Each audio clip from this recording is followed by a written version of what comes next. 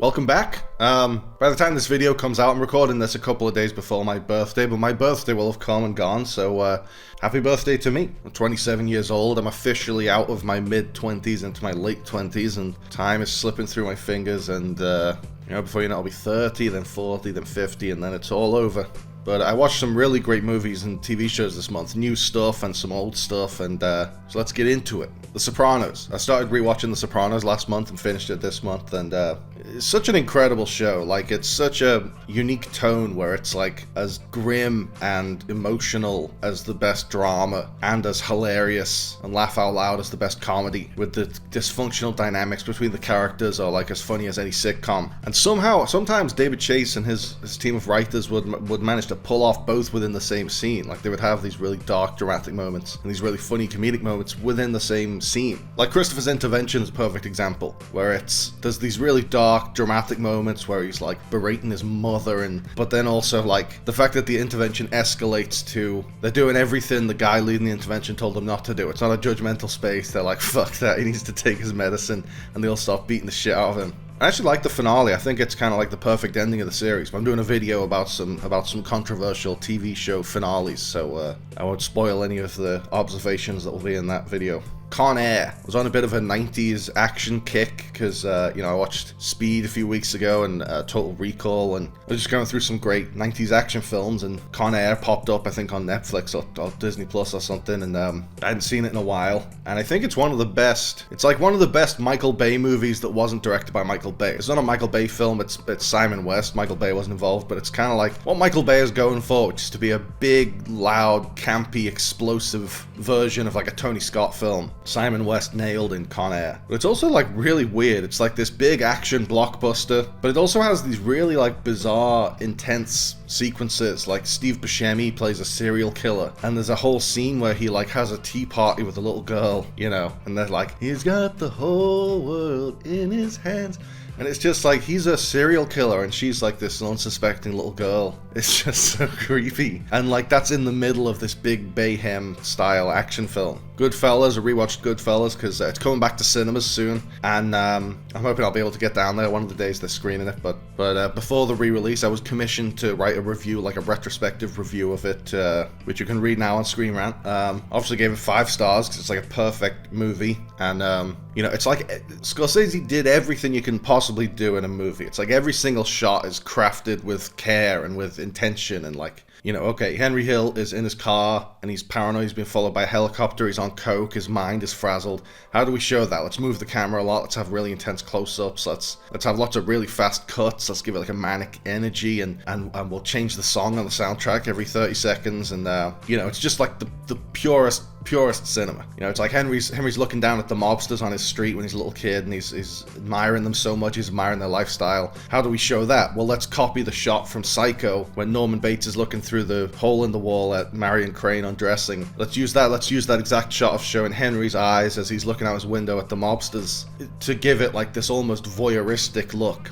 It's just, to use a meme involving the director, it's absolute cinema. Scorsese is telling the story totally visually. I mean, not totally visually, because there's voiceover narration, there's a lot of great dialogue, and but the visuals complement it. Like the scene with Jimmy and Henry in the diner when Jimmy's paranoid that the walls are closing in, he's gonna get caught, just from his dialogue with Henry. But then Scorsese also does this really slow dolly zoom on the table to create that sense visually as well. It's just as perfect as a movie as they come. And it was interesting, having just finished The Sopranos, it was interesting to spot all the, obviously there's the big ones. Karen is played by Lorraine Bracco, Dr. Melfi. And Spider, the bartender, is played by Christopher Michael Imperioli. But like, even like tiny little cameo roles in Goodfellas that you wouldn't think twice about. Like, that guy's in The Sopranos. And Phil Leotardo from The Sopranos, Frank Vincent is Billy Batts in Goodfellas. A lot of crossover. Conclave. I did kind of a speed run of all the Oscar-nominated films I'd missed in the weekend leading up to the Oscars. Conclave was one of them. And I'd kind of put off watching it because I thought it sounded boring. Like, I don't want to... Who wants to watch a 2-hour movie about how they elect a new pope. I don't give a shit who the pope is in real life, but it is riveting. It's like a really captivating thriller, you know? Like, obviously the acting is incredible. Ralph Fiennes and John Lithgow and Stanley Tucci and Isabella Rossellini steals the show in, like, she's in like 5 minutes, but she has these incredible, one monologue in particular where she's like, you know, I know that the church likes to keep women quiet, but nevertheless God graced us with eyes and ears. And that was you know, such a fantastic scene. But it's really engaging, like whether you give a shit who the pope is or how they elect the pope or what the, you know, just to see, it's like outside of the religious stuff, it's universal. It's like, we're gonna pick this person to be our leader. Oh wait, they have an illegitimate child from years and years ago where they, you know, when they were 32 they impregnated a 15-year-old, you know, or whatever. Okay, let's get this guy. Oh no, he used the church to make money. He made profit from the church. And it's like everyone has like a bit of dirt on them, and it kind of becomes this interesting thing of like, no one is perfect. Everyone has made some mistake in their past, big or small, and it just became really fun to watch. And like every time they sort of zero in on a new candidate, it's like, well, what did he do? Let's find out what he did. And it builds to this great twist where the guy they choose has a secret, but it's not like he didn't do anything wrong. It's not some past misdeed. But it's something he's hiding, and it's, you know, it was easy to see why that won Best Adapted Screenplay, because it takes the most boring, dry situation of electing a new pope and turns it into this really engaging thriller, and also this really kind of thoughtful prestige drama, you know. Wicked was another one I'd missed, and I'd never seen the musical. I wasn't sure about the premise, like why do we need to know where the Wicked Witch of the West went to school? But having said all that, I fucking love this movie. I thought it was fantastic, and the 3 hours or 2 hours and 45 minutes flew by, and Cynthia Erivo was fantastic. She takes this iconic villain who's been around for 100 years and turns her into this sympathetic figure, and Ariana Grande I thought was absolutely wonderful, like, you know, as Glinda, and their chemistry was really beautiful as these, you know, they don't get along at first and then they become best of friends, and eventually there's going to be a falling out, I assume, in part 2. And, you know, Ariana Grande, I've always liked her. I'm not overly familiar with her music, but I've, you know, I liked her in the old Nickelodeon shows when we were kids and we had no idea the dark shit that was going on behind the scenes. I never would have guessed she was capable of giving like an Oscar-worthy acting performance, but she's so fantastic in Wicked and such a scene stealer, and I was surprised how much I loved her. I mean, if I hadn't been nominated for a ton of Oscars, I probably wouldn't have even bothered to watch Wicked, but I was surprised. I really enjoyed it. Was really entertained by it. Really loved all the songs, like Defying Gravity's been stuck in my head ever since, and you know, if you're not really a musical fan, you've never seen the musical, and you're on the fence about should I bother watching Wicked, I'd say go for it. I think it's a fantastic film. I'm Still Here. There's another Oscar nominee I'd missed. Fernanda Torres nominated for Best Actress and nominated for Best Picture, Best International Feature. Won the latter. I thought it was great. It was like a really tense political thriller. Like when she's, you know, brought in for questioning and she's being held in this like hovel of a prison cell for several days and keeps being brought in to be interrogated and pore over pictures of faces and tell me who you recognize, and you know, she has no idea how many days she's been there. She doesn't know when they're gonna let her out, if they're gonna let her out. That whole sequence was so tense and so, especially, you know, on a big screen, so chilling and captivating. And Fernanda Torres was amazing. Her performance really makes the film. Like, has to capture all these things simultaneously, where she's a loving wife whose husband has disappeared. She has no idea where he is, if he's ever going to come back, if he's alive or dead. And she's got to internally cope with that. And she's got to just keep going without him. And she's got so many kids to look after, and, you know, but she's also trying to like figure out what happened to her husband, and she's got so much going on at once, so many conflicting emotions in her head. And, you know, Fernanda Torres just absolutely nailed it. She was fantastic. And it would, as much as I love Mikey Madison as a Nora, it would have been great to see Fernanda Torres win. I do think the movie goes on a bit too long. I feel like we're in spoiler territory now, even though it's based on real events. But I feel like the movie wasted a couple of perfectly good endings. Like, when she decides, we're going to leave, we're going to move away, we're going to be closer to my family, and we're just going to get away from all the craziness that's been in this city. And, you know, she packs up the car and her and her kids drive off to start their new life together. That was a natural stopping point for the story. That was a perfect ending for the story. And then it jumps forward to the kids are all grown up, and the dictatorship in Brazil has been overthrown. She finally gets an official death certificate for her husband, so she can finally get some closure on what happened to him. And then to the press, she gives a whole speech about, you know, the horror of these forced disappearances and just the horror of living under a dictatorship, and how, like, it's weird that a death certificate makes her happy and feels cathartic, but she just is so happy to finally get the closure. And that felt like an ending. And then it keeps going again, and it just jumps forward years and years to where all the kids are grown up, they've got their own kids. She's got Alzheimer's, she's sitting in a wheelchair and has no idea where she is. And then on the news, something pops up about her husband, and she has this glimmer of recognition. And that, that was nice to see. It was quite beautiful to see that through the Alzheimer's, she has this glint of,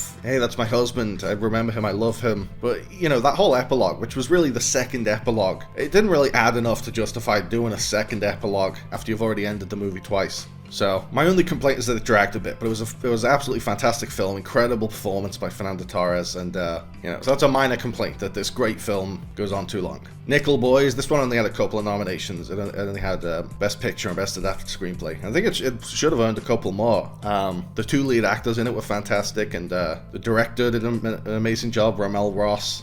And it's this kind of look at Jim Crow era American South through the eyes of this young black man, literally through the eyes of. It's all filmed from his point of view and the character's point of view. And that was such a powerful stylistic choice. I feel like they created a little bit of a disconnect between the characters and their chemistry, because, it's about these relationships between these two. He happens to be hitchhiking in a car someone stole on his way to college, and so he gets pulled over and he's arrested and he's sent to this, essentially a prison for young men, where the white kids are in these luxurious facilities and the black kids are in these horrible, dingy facilities and being abused and mistreated. And it was based on the Nickel Academy, as it's called in the film, was fictional, but it's based on a real place. But yeah, the film is built on this relationship between, him and another kid he meets in the facility, and you need two shots really to build chemistry between two actors and two characters. So when you film an entirely from their perspective, and they're looking into the camera to talk to each other, it creates a little bit of a disconnect. But aesthetically, the POV thing I thought worked really beautifully, because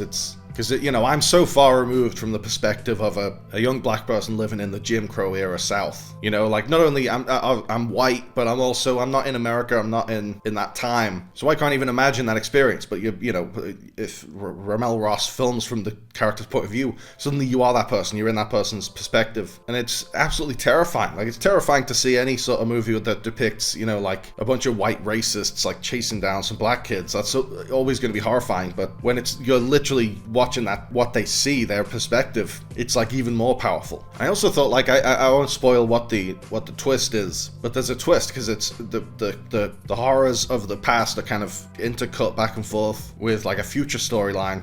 And the way the past explains how the future storyline came to be, I won't spoil what it is, but it's really, really deeply affecting, really beautifully done. The Apprentice. I put off watching The Apprentice because, especially during the election cycle when it came out, I was all trumped out. And then he won, and he's been in the news feed, he's been top of the news feed every single day. And I didn't want to subject myself to 2 more hours of watching this guy. But Jeremy Strong was nominated for playing Roy Cohn, and Sebastian Stan was nominated for playing Trump. So I kind of felt like I have to watch this before the Oscars. And honestly, I'm glad I did. I mean, it's been interesting to see the perspectives. Like, the people on the left are saying it humanizes Trump too much, and the people on the right are saying it's a smear campaign. It's so it's interesting how it pleased no one. But it's somewhere in the middle. Like, it wouldn't be interesting to watch a movie where a guy is just evil from the get-go. And I don't know if anyone is. Like, if someone becomes a bad person, they became a bad person. Something happened to them. And in this movie, you see the influence of his dad, and specifically the influence of Roy Cohn, and all the things that are the Trump playbook today, which is like,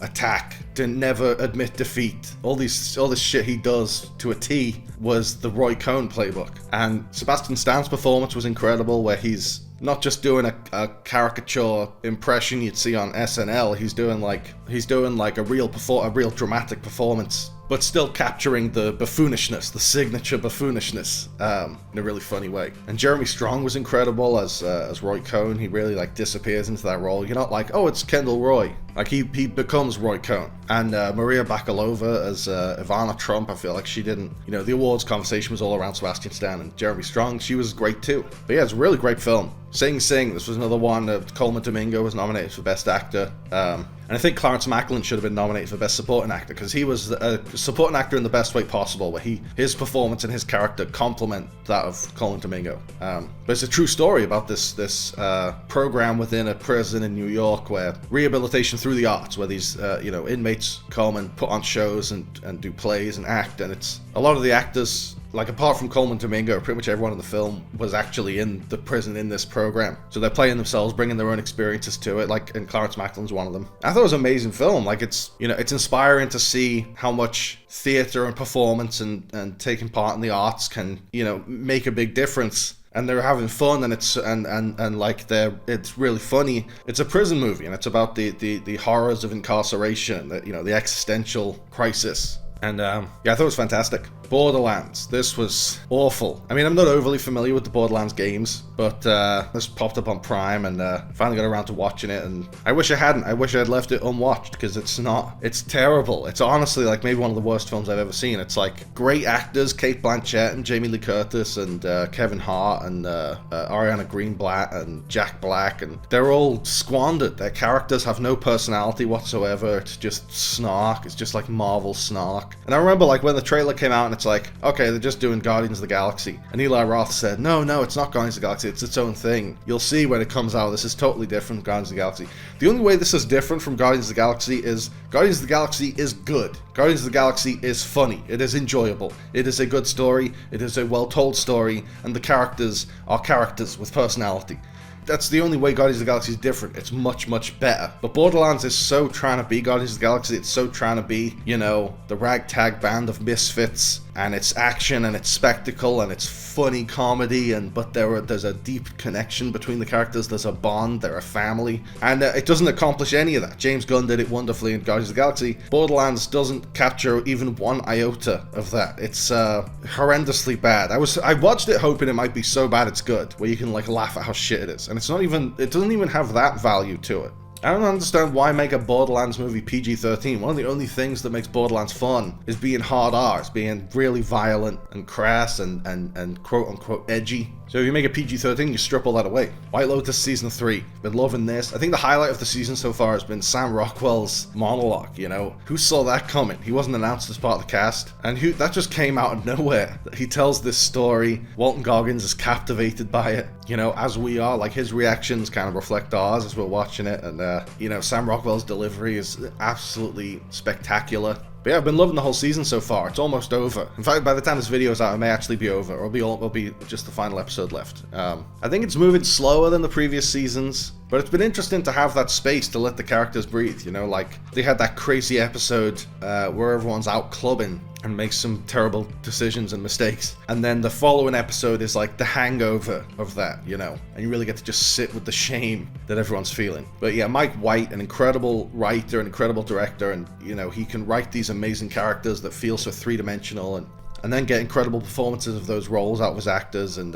you know, like TV is supposedly a writer's medium, and Mike White is making it a writer-director's medium. Yellowjackets Season 3. I wasn't loving Season 3. I feel like it doesn't have as much, it didn't have as much momentum as the previous seasons, and but then came the twist where some other people, you know, like the others from Lost stumble upon them, and you get the outsider perspective of like just how fucked up they've all become in the woods, in the wilderness. So just as I was starting to lose my faith in the show, that kind of brought me back around. I was like, okay, this is a really interesting twist. This is doing something different, and I can't wait to see where that goes. The Righteous Gemstones Season 4, final season of Righteous Gemstones, and I actually have seen the whole thing. I got screeners for it so I could do a review of the whole season, which was tough because I can't spoil anything, and HBO sent me a list of things I can't spoil. Like I could talk about that first episode, which was amazing, like the sort of prequel episode where you see Bradley Cooper as the original Gemstone, you know, kills a priest and steals his identity and becomes the military chaplain in the Civil War. It was a great episode, but the list of things was like, don't spoil that it's set in the past, don't spoil that it's Bradley Cooper's in it, don't spoil that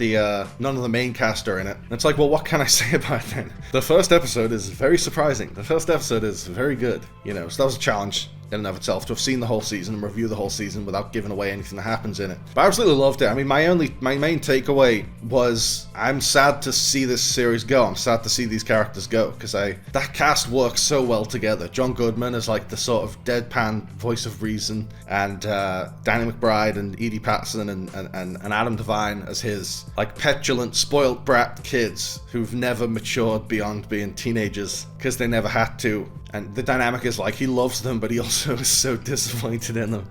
you know, and Walton Goggins as Uncle Baby Billy, and it's such a great cast, and they all worked so well together, and I feel like each season of this show has only gotten better. You know, I think season 4 might be the best yet. It might be the funniest. I think it's the most emotional, and it ends on the perfect note. I love the final episode, but these characters are so great, so lovable, so funny, and the actors have such great chemistry. I mean, I'm sure Danny McBride, you know, tends to work with a lot of the same people. I'm sure whatever he does next, he'll bring on E.D. Patterson, he'll bring on a bunch of people from Gemstones, but I don't know, it was really sad to see this one go. It was a really good show. Daredevil Born Again. I'm thinking of doing a video about this when it's over, so I won't say too much, but I'm really enjoying it. You can definitely see the evidence of the show it was before they completely retooled it, where the, you know, it was a case of the week procedural, and now it's basically still a case of the week procedural, but those case of the weeks get stretched out to a couple of episodes with more serialized stuff wedged in between them. But I'm still really enjoying it. Charlie Cox is still the perfect Matt Murdock. Vincent D'Onofrio is the perfect Wilson Fisk. John Bernthal's the perfect Frank Castle. So, you know, I'm loving it. I'm along for the ride, and I'm excited to see where it goes. The Outrun. This is a recent film, just came on Netflix, where Saoirse Ronan plays. I think it's based on a memoir. It's based on like a true story. And Saoirse Ronan plays an alcoholic who keeps relapsing, and she wants to get clean, and she wants to get her life together, and it just keeps slipping up. And she was amazing in it. Like the movie, as a movie, the narrative doesn't have a ton of drive. It doesn't really have a ton of a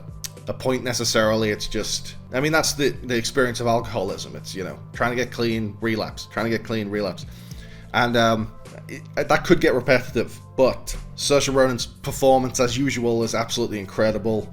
She's one of the only actors, like Meryl Streep or Daniel Day-Lewis, who can disappear into a character. She becomes that character, and you don't see any evidence of the person she is off camera. And I haven't seen it now. I think she was totally snubbed for Best Actress, although, you know, I don't know who she would replace, because it was maybe call it Sophia Gascon. But yeah, it was an amazing performance. Far from a perfect movie, but a perfect performance. Here, this was fucking awful. This is genuinely one of the worst films I've ever seen. It's like Robert Zemeckis directed it. Tom Hanks and Robin Wright are the stars, reuniting after Forrest Gump, and it's all set in one room. The camera's like fixed in the corner of the living room, and you see it all throughout history. You see, like, millions of years ago when the dinosaurs were roaming around in this spot that Tom Hanks' living room would eventually be built on. You know, it's crazy how much shit happened in this place, this one, because the camera never moves, how much stuff happened in this one spot throughout the whole film. Like, you know, that happened to be the spot that the meteor hit that tilted the earth and wiped out the dinosaurs. It was like next door to Tom Hanks' house. And, you know, a few hundred years ago, like Benjamin Franklin or someone lived there. And the guy who invented the easy chair, or the easy lounge, whatever you call it, the lazy boy chair, he lived there, and he invented the chair in the fucking living room that Tom Hanks would eventually live in. And, you know, the main story is Tom Hanks and Robin Wright, they get together when they're teenagers, and then they move in with Tom Hanks' parents and have their own kid and live in his house forever because they can't leave, because the format of the film is the camera won't move. So for years and years, Robin Wright is saying, let's move out and get our own place. And Tom Hanks is like, no, we gotta stay here, because the camera couldn't follow them if they did move out. That's the only reason they don't move out. And it's like everything has to happen in that living room. If someone dies, they have the funeral in the living room because the camera's there and won't move. I mean, it was just an annoying conceit, stylistic conceit. It felt more of a hindrance than like, oh cool, they did a whole movie where the camera doesn't move. And it was just so cloyingly melodramatic. Like, you know, where it's like trying really, really hard to tug on heartstrings. Nothing subtle at all. They play Our House on the soundtrack. They just really, really beat you over the head with it.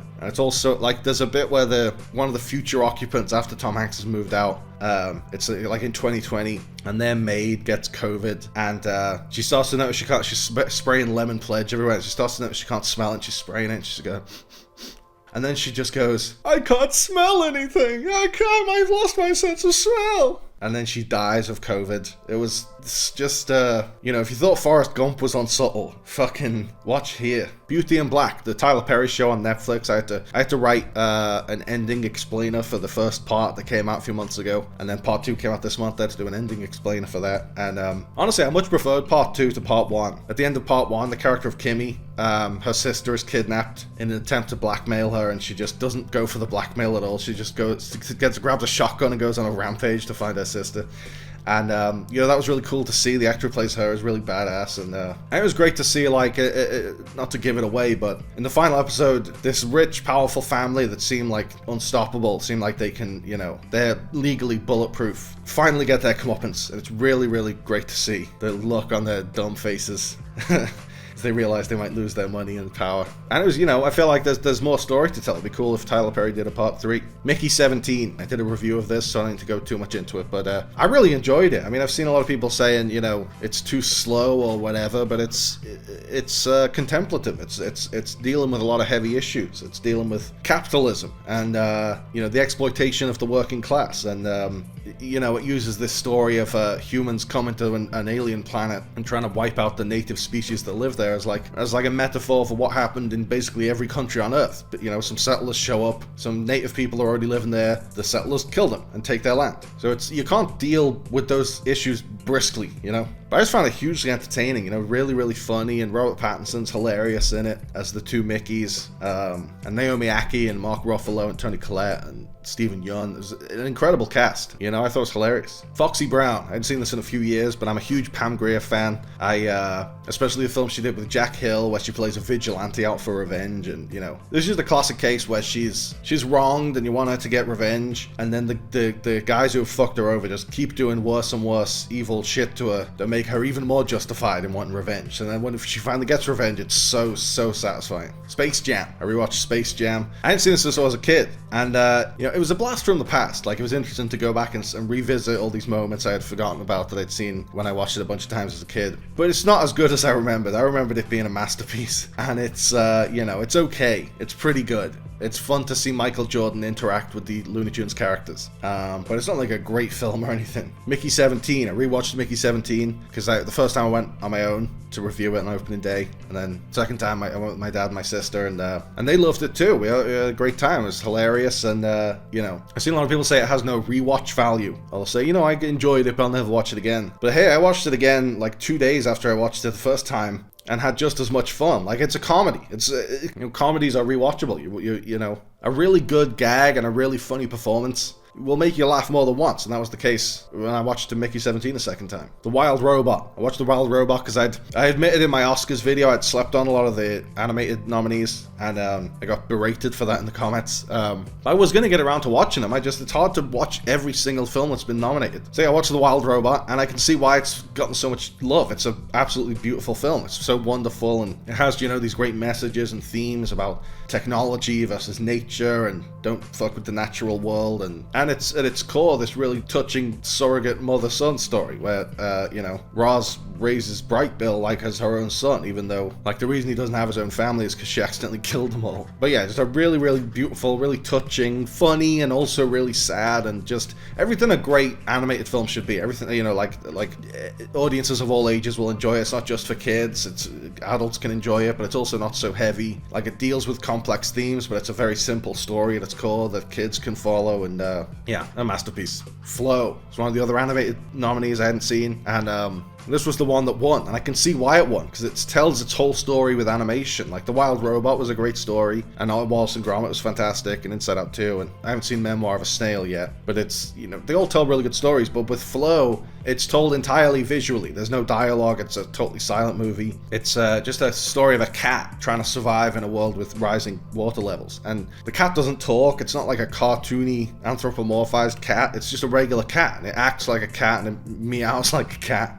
All the animals just act like normal, real animals. Really well animated. The mannerisms of real animals is really well animated, and it's it touches on the effects of climate change, where it's the humans are all gone. We don't know what happened to them, but the rising sea levels seem to indicate that it was climate change, and either they're off on Noah's Ark somewhere, or they're all dead. But it's not preachy in that message. It's not trying to beat you over the head with it. It's just that's the backdrop of the film. It's this is where we're headed. But yeah, the story of this cat is so beautiful, the animation's so beautiful, and you get so much personality and so much character out of the cat and all the animals around it, without the animals ever saying a word. The Royal Tenenbaums. I rewatched the Royal Tenenbaums because I was doing a video on it. But it was great to revisit it because it's so funny and it's so moving, and, after we lost the great Gene Hackman, that's my favorite performance of his. I talk about it a lot in the video.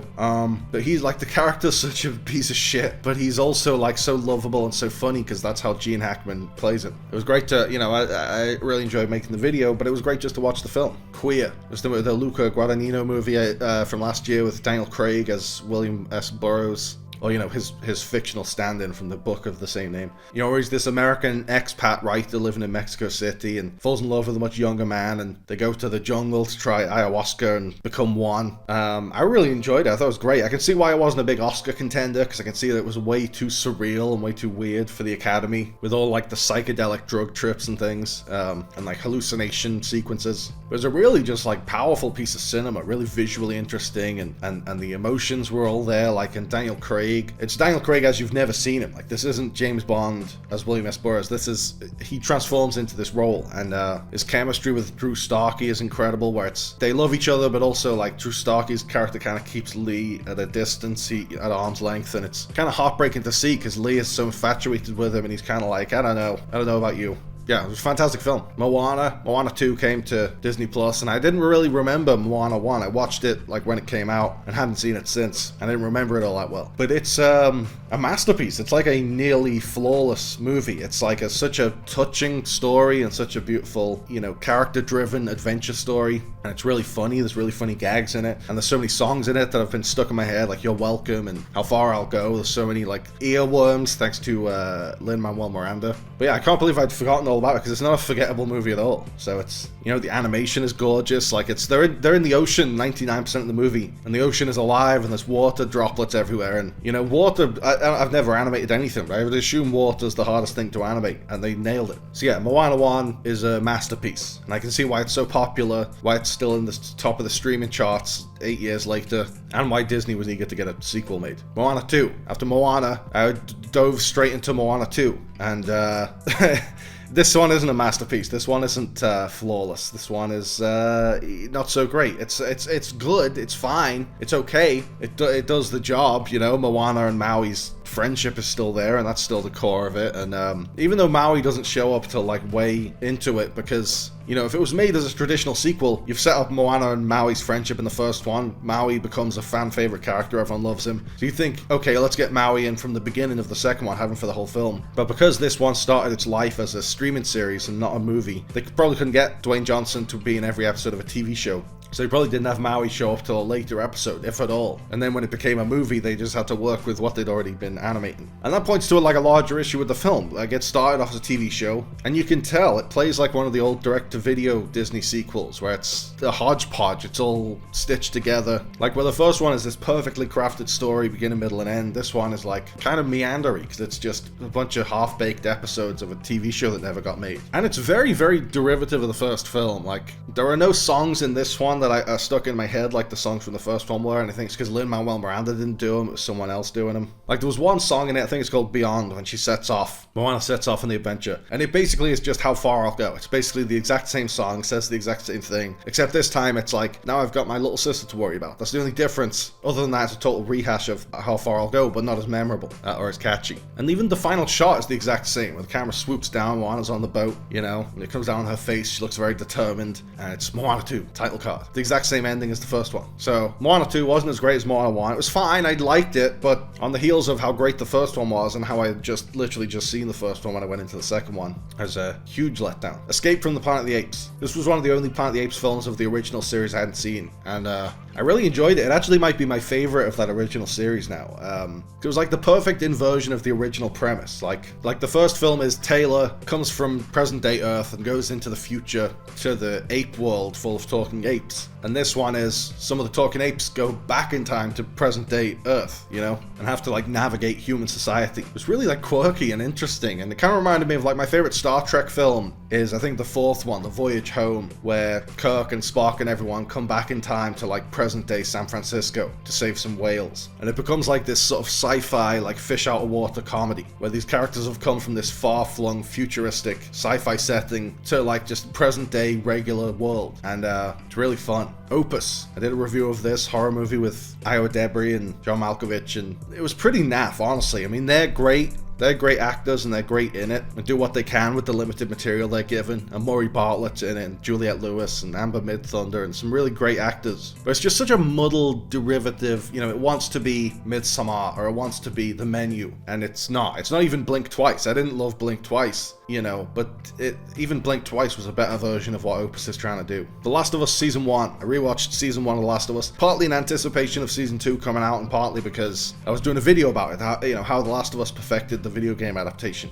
But it was interesting to revisit the TV show, because I've played the game all the way through way more times than I've watched the TV show. I probably watched the TV show now all the way through maybe 3 or 4 times, which is a lot, but it's not. I've played the game probably 25 times. But I love, Pedro Pascal and Bella Ramsey's takes on Joel and Ellie, and their chemistry, their dynamic they have in the roles is great, and that's the core of it. And obviously they make a lot of changes. The Infected are different in the TV show. There's a lot of side stories and things and new characters, but the core of it is Joel and Ellie's relationship, and Pedro Pascal and Bella Ramsey nailed it. Raiders of the Lost Ark. I rewatched Raiders, and it's my favorite Indiana Jones film is Last Crusade, because I just love the father-son dynamic with Indy and Sean Connery. But Raiders is like a perfect movie. It's like a perfect action movie, perfectly captures the pulpy, old school, serial vibe they were going for. Everyone's firing on all cylinders, Harrison Ford is so charismatic and iconic as Indiana Jones, and John Williams' music really brings the world to life, and Steven Spielberg is directing the action with such tension and such clarity, and it all just comes together to create a masterpiece of action cinema.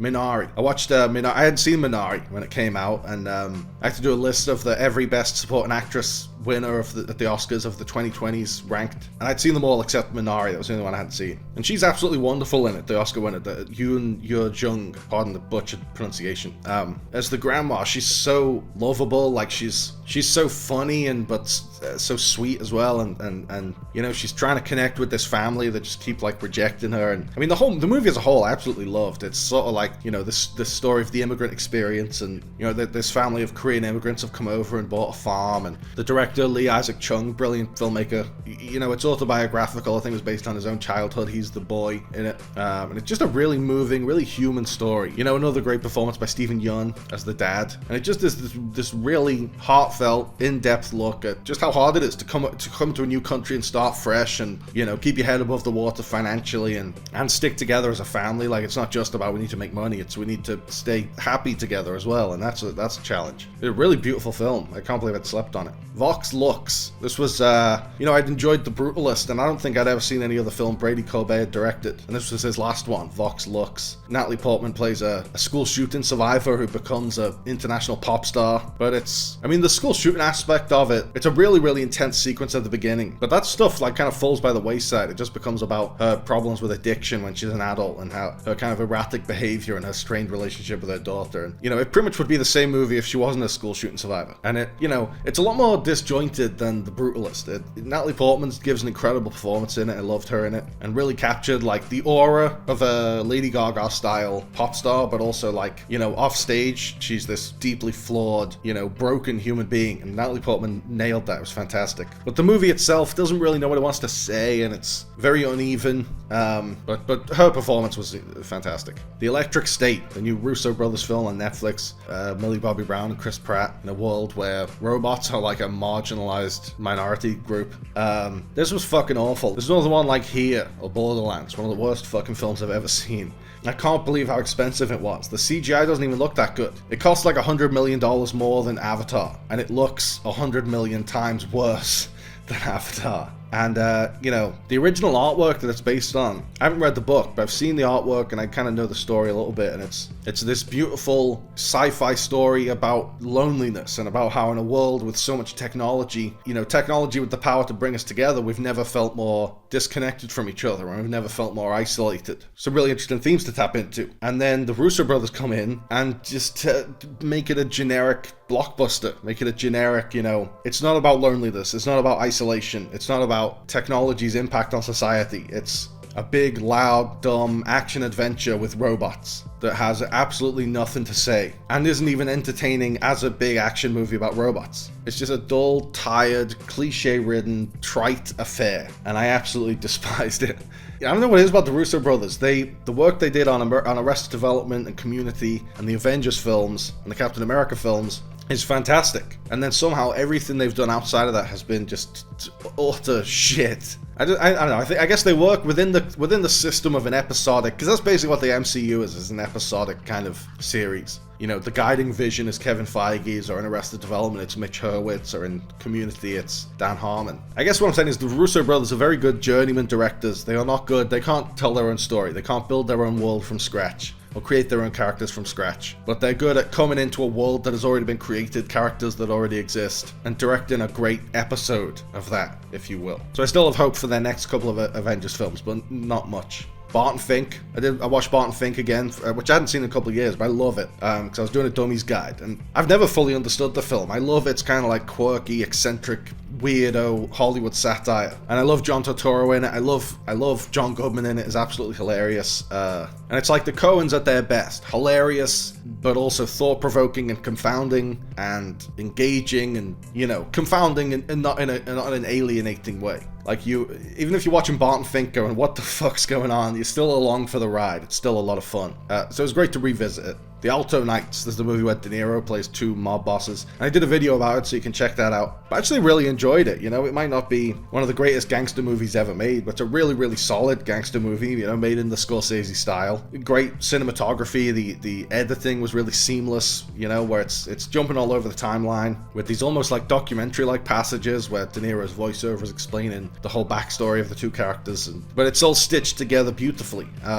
And it's really entertaining. I mean, that's the bottom line is it might not dig as deep into the ethics or the philosophy of the mafia quite as well as Scorsese would, but it's really entertaining. It's really funny. I mean, De Niro, especially as the Vito Genovese character, is hilarious. He's like a curmudgeon. He's like always pissed off, always complaining. He reminded me very much of Uncle Junior. Ted. I rewatched Ted. I love the Ted movies. They didn't get the best reviews, but I don't know, I love that brand of Seth MacFarlane humor, like the early Family Guy stuff, where it's like just the most random stuff imaginable, and also like kind of like the Far Side type style, where it's you take some crazy concept like a talking cow, or like in this case a talking teddy bear, and just present it in the most mundane, ordinary way possible. Like he's a teddy bear who came to life, but he's just drinking a beer watching Law and Order, or he's just working as a cashier, or, you know, it's like take the crazy premise and make it mundane, and it's hilarious, you know, and it's just a great hangout movie. Like there's a plot, but it's in no hurry to get through it, and you can just kind of just chill out and, you know, kick back and enjoy it. Ted 2. After I watched Ted, I had not gotten my Ted fill, so I watched the sequel, and, you know, it's not as tight as the original, and the original already isn't that tight anyway. It's got a very loose feel to it, but the second one really, if you scrutinize it, the second one really drags, but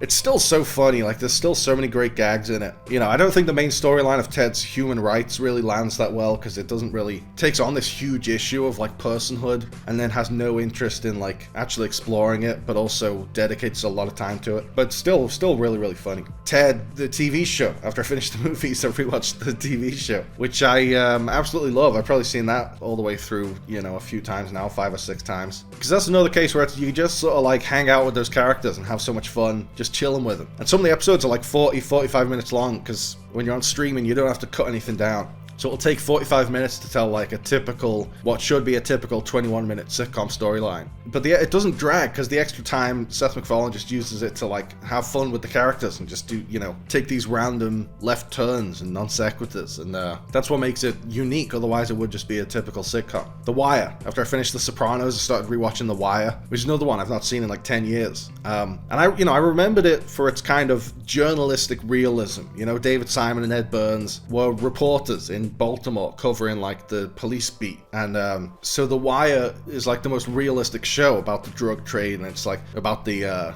the ins and outs, the inner workings of the police department, which it's a stark contrast from the usual police procedurals, which are very formulaic and not realistic at all. But I remembered it as like Baltimore is the main character, like, but there's no, you know, the characters are all part of this tapestry, that the main character of the show is the city of Baltimore, and the systemic problems that allow for like high crime rates or the drug trade, or, you know, and I forgot like how many lovable characters there are in the ensemble. Like the characters are all part of the tapestry, but they're also like really great characters, you know, Lester and Bunk and Kima and Omar obviously was like the breakout. You know, it is this documentary, like realistic, journalistic look at the inner workings of Baltimore and the systemic issues in Baltimore. But it's also like a multi-perspective novel, and all the different perspectives, all the different characters are all great, all really, really well acted, and you know, they have their flaws and they have their redeeming qualities, and they are funny, and you know, it's just absolutely masterful television. It's basically like as great as a TV show can be. Snow White and the Seven Dwarfs. This is another one I did a retrospective review of for Screen Rant, which you can read now, because I thought it'd be a good excuse to just watch the film. I don't think I've ever seen the original Snow White. Obviously the remake just came out. I haven't seen that, but I was surprised how well this one held up. Obviously there's a couple of things that haven't aged super well. There's the notorious non-consensual kiss, and you know, the message is that beauty is the most important thing in the world, or at least that's what the evil queen thinks, but the movie never contradicts it. But overall I really enjoyed it. There's like some really big laughs in it. It's not as joke heavy as like a movie like Moana is today, where it's like we gotta get 3 or 4 laughs on the page, on each page. There will be like a whole scene where they have no jokes, but there's some really, really great sight gags, and like, you know, the characters' body language and facial expressions have so much personality and life to them. You can see why like Walt Disney became the first name in animation. Yeah, I was surprised how well it held up, and how it's like you can see the beginnings of what would become the Disney Princess formula, and they kind of nailed that formula right out the gate. Rolling Thunder. I read Tarantino's book Cinema Speculation, and in it he raves about this movie Rolling Thunder, which I'd seen years and years ago, and I remember thinking then there was nothing that special about it. Like, it was a pretty good Vietnam revenge movie, but I didn't think there was anything particularly special about it that separated it from other Vietnam revenge movies. And then Tarantino wrote this book where he's saying that it is special and it does have more going on than your typical revenge movie. But then, you know, I rewatched it thinking, okay, blow me away, and it didn't. It just, again, I was just like, it's good as a revenge movie, but it's not like anything special. The Studio. This is Seth Rogen's new show on Apple. Another one where I got screeners in advance so I could do a review, and I've been telling everyone I know to watch this. It's fucking fantastic. And it's, you know, the trailer, when it was first announced and when the first trailers came out, it just seemed like it's out of touch Hollywood people thinking their lives are more interesting than they actually are, you know. But the series itself is incredible. It's one of the best things I think Seth Rogen's ever done. And, you know, it reminds me of the Larry Sanders Show, or like a Hollywood version of Veep, where it's like the peek behind the curtain, where it's just absolute anarchy. Everyone's yelling at each other and screaming at each other and berating each other, cursing each other out in a professional setting, you know. And it, you know, it has its own aesthetic. It uses like shaky handheld cameras and lots of long continuous takes where it's like frantically following the action around the room, and kind of like just perfectly captures like the chaos of the film industry. And it captures the absurdity of the modern movie business, where it's all IP driven. Like Bryan Cranston as Seth Rogen's boss wants him to make movies out of like Jenga and Kool-Aid. And there are so many great cameos in it of people playing themselves. Martin Scorsese was the highlight. He was in the first episode.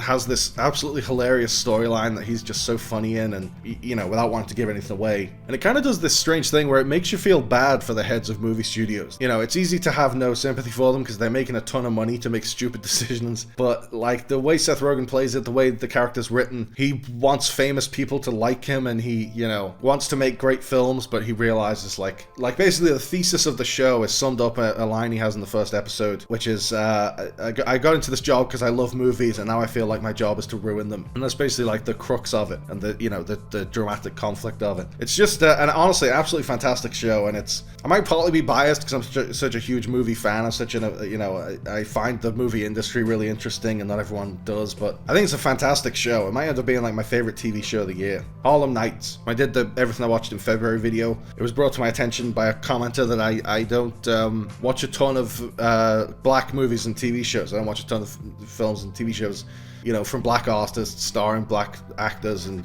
reflecting the black experience. And, you know, I think they had a point. Like, I don't actively avoid it, but it's, I could do a better job of like seeking them out. So I asked him like, where should I start? What would you recommend? And, you know, he said one of his favorite films was Harlem Nights, directed by Eddie Murphy. I think maybe the only film Eddie Murphy ever directed. So I picked it up on DVD, and I absolutely loved it. I thought it was so funny and so, you know, visually and aesthetically, you know, it's like a gangster movie set in the 1930s in Harlem about like this gang war. You know, Eddie Murphy is this young guy working in a nightclub, and Richard Pryor is like his mentor, who's sort of like, you know, took him under his wing when he was a kid, and they kind of run into trouble with local gangsters and corrupt cops. And I loved it because it perfectly captures that aesthetic of gangster movies and of like, you know, Prohibition era kind of crime films. But it also has the sensibility of an Eddie Murphy comedy, of his like, you know, very biting, very witty sense of humor. So like visually and narratively it would have worked well as like there's a straight crime film. But then you imbue it with this comedy and with, you know, so many great gags. And like, there's this one scene where Arsenio Hall and a couple of his goons are like shooting at Eddie Murphy, and Eddie, you know, dives into the shop and he's hiding behind cover, and they're all like emptying round after round and, you know, firing hundreds of bullets at him, and he's not hitting him once. And then Eddie Murphy blindly fires like 3 bullets and gets back to cover, and then there's silence, and he looks up and he realizes he's killed all 3 of them with those 3 shots. He wasn't even aiming.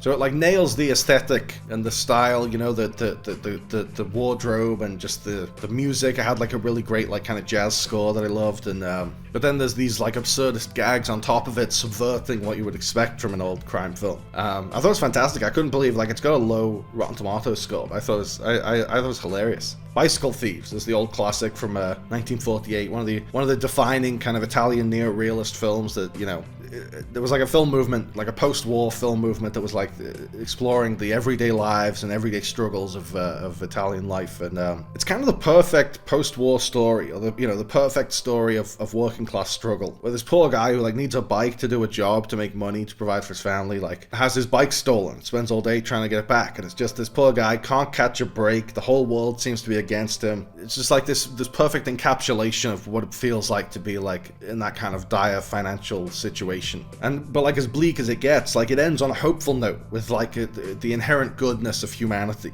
They're really, really brilliant film. Family Guy season 23. Family Guy's back, and it's still really funny. Like, it's never going to be quite as great as it was in the heyday, but there's still like, I don't know, like 10 big laughs every single episode. The first episode of the season was a parody of Top Gun. It was just like spot on. I've been really enjoying it. A Fistful of Dollars. I rewatched Fistful of Dollars because I'm going to be watching a lot of spaghetti westerns. Because I'm doing a video, like a big expansive video about the history of spaghetti westerns and the best ones and what separates spaghetti westerns from regular westerns, and, you know, not just like geographically, but stylistically, aesthetically, thematically. Because I adore spaghetti westerns, and Fistful of Dollars was like the early seminal one. It wasn't quite the first spaghetti western, it wasn't the first European western. It was the one that laid the groundwork of what we know as a spaghetti western today. And, you know, Clint Eastwood's Man with No Name is obviously the poster child of the spaghetti western subgenre. So it's great to revisit the movie and just be reminded what an incredible filmmaker Sergio Leone was right out of the get-go. Like, he has such a cinematic sense. He can take like just a dusty road in a town and use careful framing with different actors in the foreground, the background, or like, you know, be filming from a hip with a gun holster, and he'll just like carefully compose his shots and capture like a real sense of scale, you know. But it's just actors on a set, but it's like where he puts the camera and where he puts the actors. It's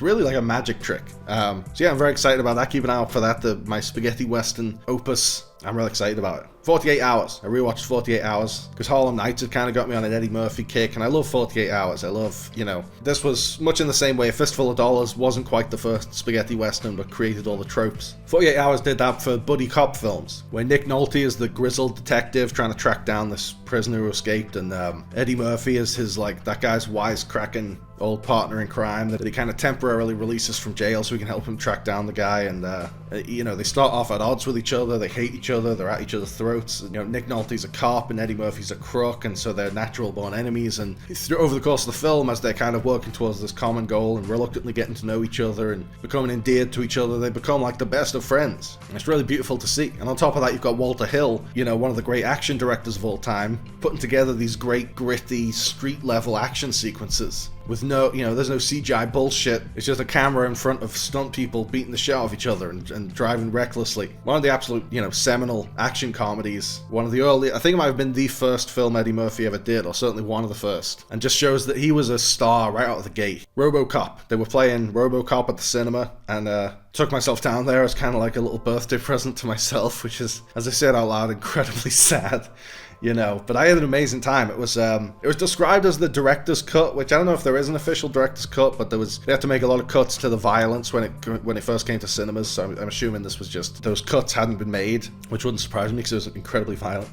And, you know, I love RoboCop. I loved it since I was a kid, and I must have seen it 100 times since then. But watching it on the big screen was something else. It was like when I went to watch The Matrix at the cinema, and I'd seen The Matrix 100 times at home. That was like watching it for the first time again. That was like a whole new experience of it, to see it on a big screen. And that was how I felt with RoboCop. It was like watching it for the first time again. I was blown away, you know? The action is absolutely incredible. It's spectacular. The violence is mind-blowing, and it's got so much more going on. Like, it's a great action film. It's one of the most violent action films of the 80s and one of the most exhilarating. But it's also a great satire. It's a great satire of Reaganomics and capitalism and, you know, corporate greed and the dangers of, like, privatizing public services like the police force, you know, putting it in the hands of, like, a private investor who are more interested in profits than, like, the public good. And it's an emotional movie as well. Like, it's all about Alex Murphy's loss of his humanity and slowly regaining it after he's been rebuilt as this killing machine. The tragedy of him slowly figuring out who he is, and that he had a wife and son who are both gone now, and that he's not just a killer, he's a person. It's really, like, surprisingly moving. Like, you wouldn't think a movie called RoboCop would also be a really smart political satire and a really emotional existential story about humanity. But it fucking is. That's the genius of it. That's the genius of Paul Verhoeven. And last but not least, I cannot say much about it, but I have seen the first episode of The Last of Us Season 2. I got a screener from HBO. They're not doing screeners for the whole season. They're not even giving us advance episodes just before they come out. We in the press are only getting episode 1 in advance. Everything else we're going to have to watch when it's on TV with everyone else. But I've seen the first episode, and I loved it. It's fantastic. I'm not allowed really to talk specifics, or the HBO Goon Squad will kick down my door and put a bullet in my head. But they're deviating wildly from the game. They're making some huge changes. But there's also some stuff in that episode ripped straight from the game, and they get it absolutely spot on. And all the new cast are great, especially Isabella Merced as Dina was the standout for me in this first episode. She's perfect, and I'm loving it so far. I can't wait to see where the rest of the season goes, because they've taken some big swings already. It's set up to be a very different story than the game, but also, you know, the same. It's the same story, but it's very different, kind of like what the first season was. So yeah, I feel blessed to be one of the privileged few who was able to see, you know, a little sneak preview of Last of Us Season 2, and if you're a fan, you're waiting for Season 2, I think we're in very safe hands. So yeah, that's everything I watched in March. Some really, really awful, shitty fucking things that I hated, like Here, Borderlands, and The Electric State, but also some really great stuff, you know. I've been watching The Wire, The Studio I'm absolutely loving, and Harlem Nights was fantastic, and RoboCop on the big screen was a mind-blowing experience. So yeah, what have you all been watching this month? Let me know in the comments if you have any recommendations, and I will speak to you at the end of April. Thanks for watching, guys. I hope you liked the video. Remember to like and subscribe and click on the little bell. And also seize the day and call your mom and be kind to yourself.